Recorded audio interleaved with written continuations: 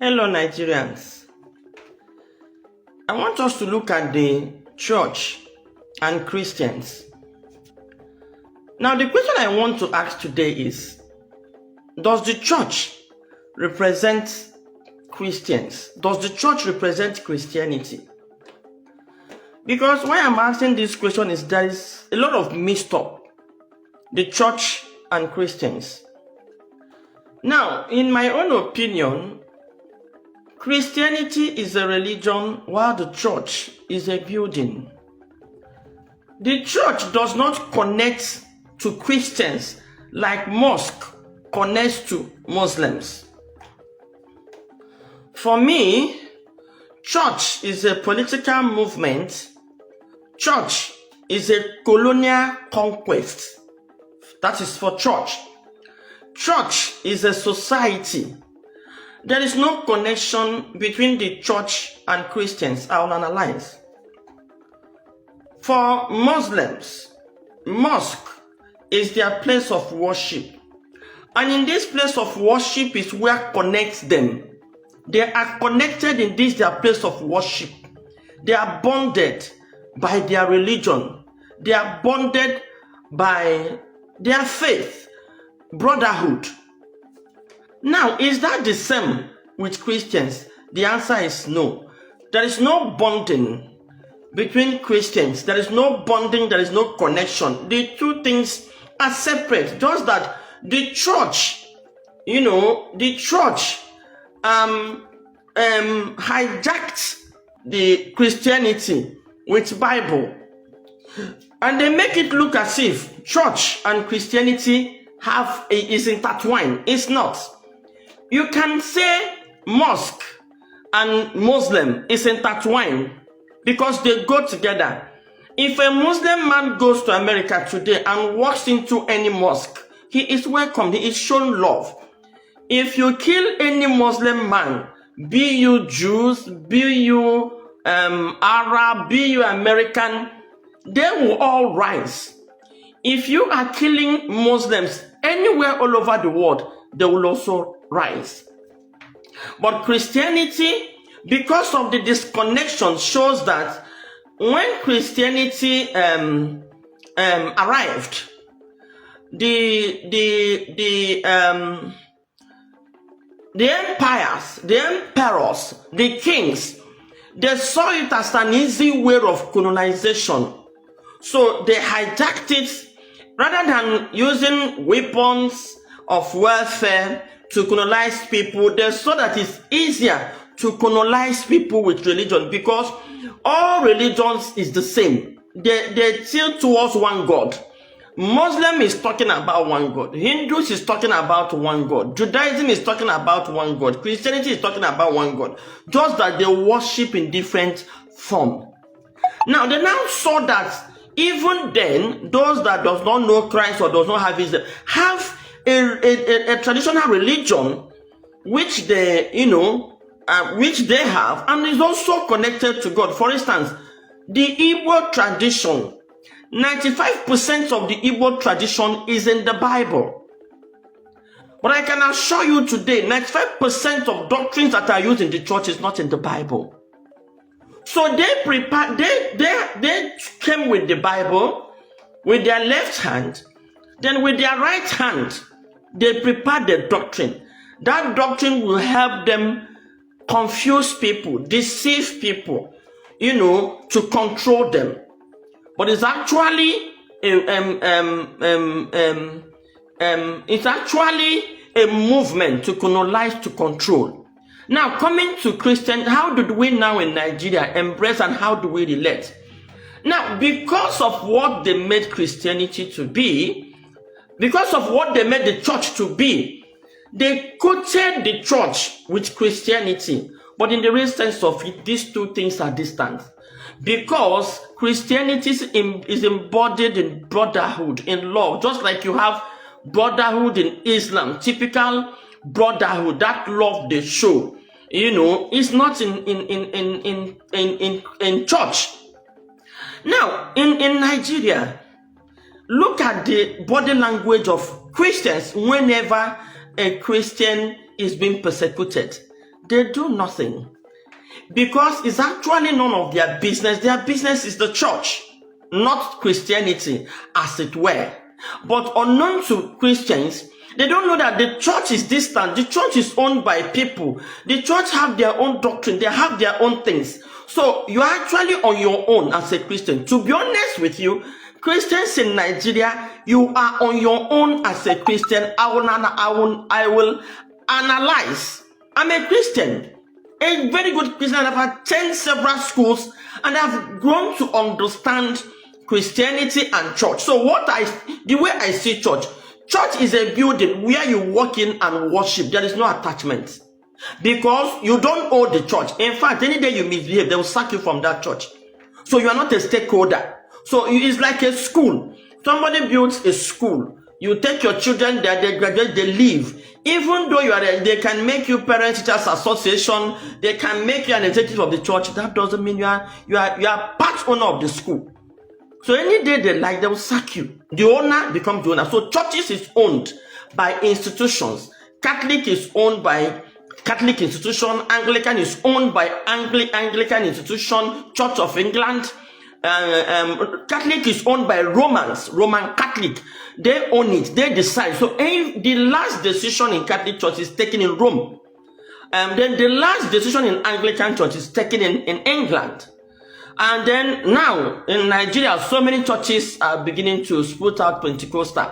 Let's take Redeem, for instance. The last decision in Redeem is taken in Yoruba land, in Ogun State. The last decision in Foursquare is taken. So people own it, but they coated it with Christian. They make it look as if that building is God that built it. That building, God owns it. No. If you look at the early life, the life of the early Christians, you will see that it's quite different from what is obtainable now. The early Christians, who are really the Christians, they do things in common. Nobody is in lack. But this is where a pastor will have some poor members, but he will go and buy aircraft, have as many as 2 and various expensive cars. So that does not represent Christ. That is just pure business. Now, that brings me to the persecution of Christians. So that it's good we understand this. In the Southeast, for instance, people don't know that there is jihad going on in the Southeast. Asadi Kipo is a Muslim and he's a jihadist. He owns this terror group, just like you have it in the North. He has this militant group, and they are deadly. They are not smiling. They are deadly. So you can employ them to come and fight. So he is a Muslim. So when they plan this with Buhari, our President Tinubu, Buhari, Shetima, Pastor Adeboye, all of them that planned this jihad, he was part of it. So he was dedicated to take on Southeast. But they were looking for a way to come into Southeast. Now, some desperate politicians bring them in. They, of course, we know how the man came on board. He came in and grabbed power. Like he said it on live TV. He said it in Igbo language. He said, this one that I managed to grab, if it means killing everybody in Imo State, it remains true, I will rule them like that. So he said it, I didn't say it, I'm quoting him. So the only way he can grip it is to agree with the jihadists. Former President Muhammadu Buhari, they brought in the military. Remember, there are repentants, according to them. This Boko Haram, they said they rehabilitated them and they are now repentant. Southeast. When I was going around Southeast, the militaries I met can barely speak English. So that means it is this repentant Boko Haram, they moved to Southeast. And then the Imo State government and the Bonny State government, governor established an outfit. They called it a Bobago outfit. And they handed this Bobago outfit to this jihadist, Asadi Kubo, who recruited criminals. They even broke a jail in Imo State, and handed over all these criminals to Asadi Kubo, to Alhaji Asadi Kubo. They recruited them and poured them in Southeast. Now IPOB is a group that discovered this plan, this jihad plan, go and listen to most of Nnamdi Kanu's broadcast. It is the warning about the jihad. And he made mention that they want to get Biafra because it's obvious that Britain and Nigerian government have agreed to Islamize Nigeria and wipe out the Igbos. So he tried to establish a kind of security outfit which they call ESN. And when these people are around the southeast, there was no problem. We didn't have any issues until they raised the embargo.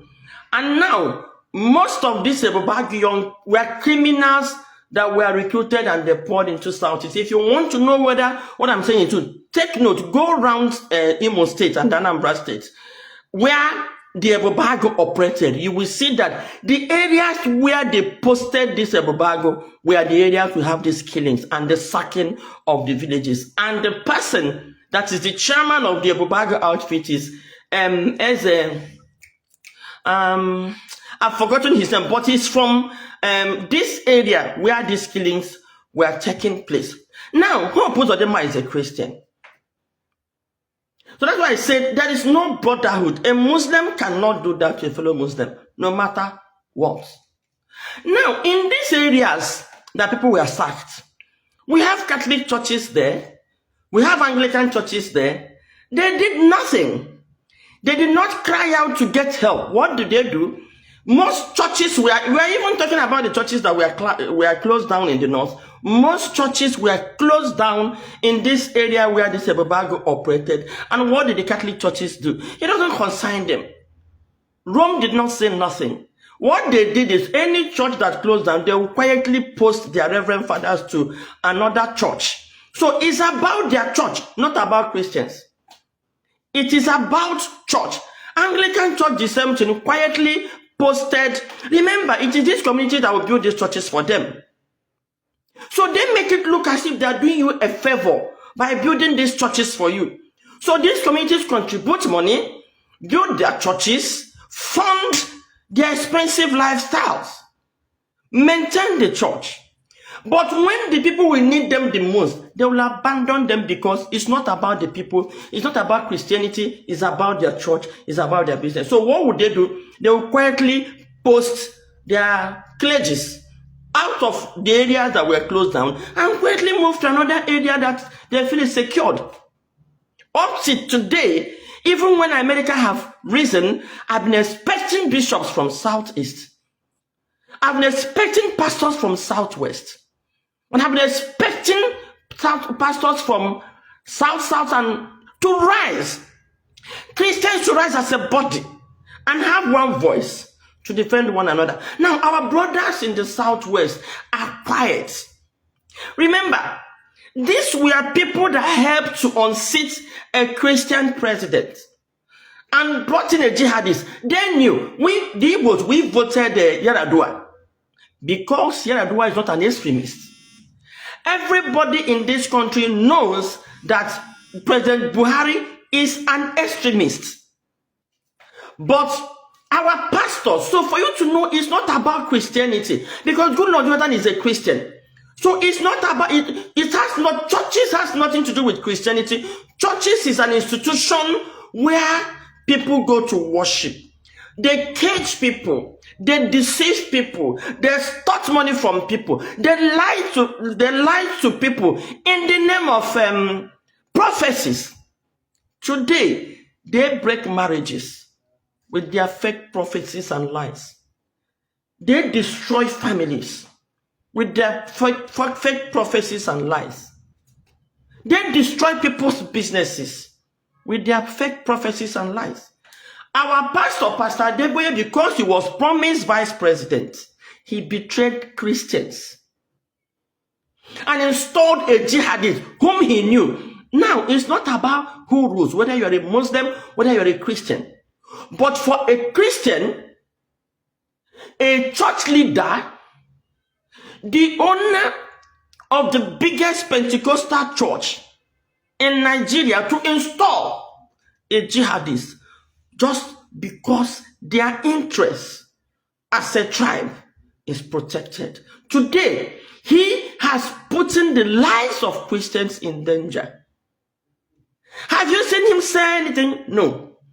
Listening to Primate Ayodele, that one has turned himself into a campaign manager, shamelessly disgracing the Christian faith, disgracing the body of Christ. That man has given more than 1,000 prophecies. One prophecy we counter another one, and I don't know if his members ever listen to him to advise him to stop. He is making mockery of himself. He's going to make mockery of himself, just like Tunde Bakari made mockery of himself in 2012, just like Pastor Deboye made mockery of himself in 2012. Look at the way he has practically turned his church into a campaign ground for APC. This is exactly how they turned Redeemed Church into a campaign ground for APC in 2012. And with all this killing, they have not risen. There is Kanu southwest, there is Kanu southeast, there is Kanu southward. They have not risen as a body to condemn the killings. Now, in the middle belt, anywhere the bandits chases people away and close the church, they will close the church and carry their bag and leave. Because actually they are not there for the people, they are there for their business. So when business closes, you leave. So Nnamdi Kanu today is standing trial. He is a Christian. This guy is standing trial for raising the alarm that there's going to be jihad. Today, what is happening? The whole Christian faith turned their back on him. If Nnamdi Kanu were to be a Muslim, this country would have been burnt down. If Nnamdi Kanu were to be a Christian, they would have burned this country down. We are to be a Muslim, the Muslim faithfuls would have burned this country down. So, Christians, rise and defend yourself. Can is not for you. They call it Christian Association of Nigeria. It is not what it is. Look at how they are dilly-dallying. In fact, for them to even open their mouth to talk, even when America is here, the Christians are there, Americans are shouting, we want to save Christians. And in Nigeria, another propaganda is going around that puts it on Igbo. Christians cannot rise to also defend the Igbos. Another propaganda. Another a repetition of 1966. And our Southwest brothers thought, oh, they are safe. What we don't know in Nigeria is Southwest is an Islamic tribe. It's an Islamic region. Because Muslims are 60 and Christians are 40. So for Muslims, oh, this one belongs to us. We don't need to disturb them. That is what is going on. So their target is that area that is predominant, that you don't even, it's paining them that Southeast, they don't have Muslims. They don't hate us. In fact, on a scale of 1 to 10, if you put a Yoruba man and put an Igbo man, say in terms of relationship, you want to do business, and now someone will take an Igbo man. The only challenge they have is that the Igbos are not Muslims, so to them we are infidels. So I am calling on Christian bodies. If you say you are for Christian, churches should rise and be identified with Christianity. You are not with your action. I had a Deforati shamelessly, because in his church, they would just build this castle and call it church and call it house of God and deceive people. And then your brethren is being killed in the north. All you can say in the pulpit, in the house of God, to defend the claim, because to him, his brother. So the true brotherhood for Yorubas is their tribe. The Christianity has nothing to do with it. So what our Yoruba brothers or pastors, clergies are trying to tell us now is that there is nothing like Christian body. It is actually church and it's actually our business. Pastor Kumuyi came out to defend APC, even when they know they are killing, even when they know what they stand for, because they have a vice president slot and they are going to have the presidential slot. So Christians, I want you to rise and demand from your churches, for them to rise as a body and defend you or stop going to church.